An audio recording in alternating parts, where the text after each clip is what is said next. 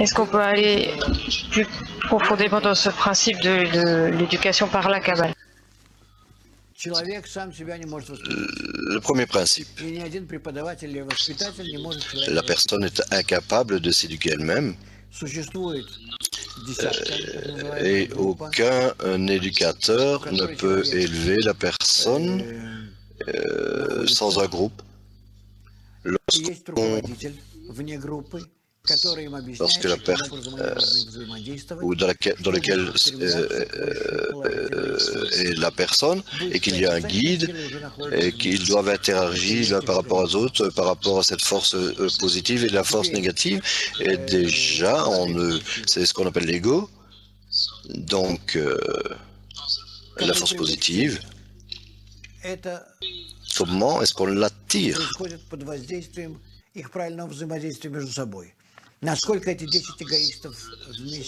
Cela se passe sous l'influence de la relation positive entre ces égoïstes, d'une manière qu'ils aspirent à une connexion mutuelle commune. Et lorsqu'on essaye d'être inférieur aux autres, chacun essaye d'élever toutes les autres 9 personnes pour qu'ils soient importants à ses yeux. Chacun en particulier aspire à un équilibre dans la connexion entre eux. Ils représentent une toile entre les 10 personnes entre eux et sont égaux,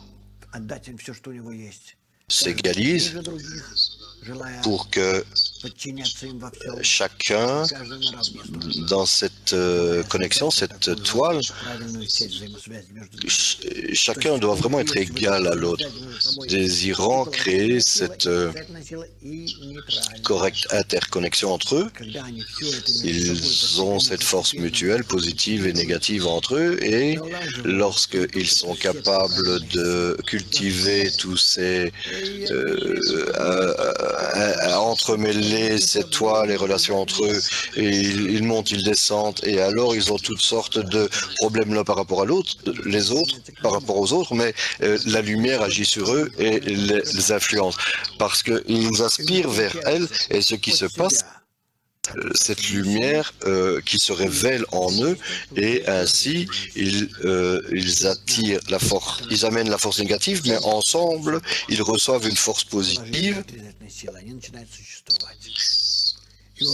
Et alors il y a une sorte de négative, et on commence ensemble à équilibrer.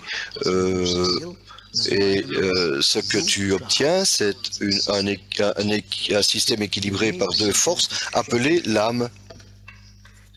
Et en elle, il commence à ressentir le monde supérieur, qui est un pot commun de ses sentiments, de ses ressentis.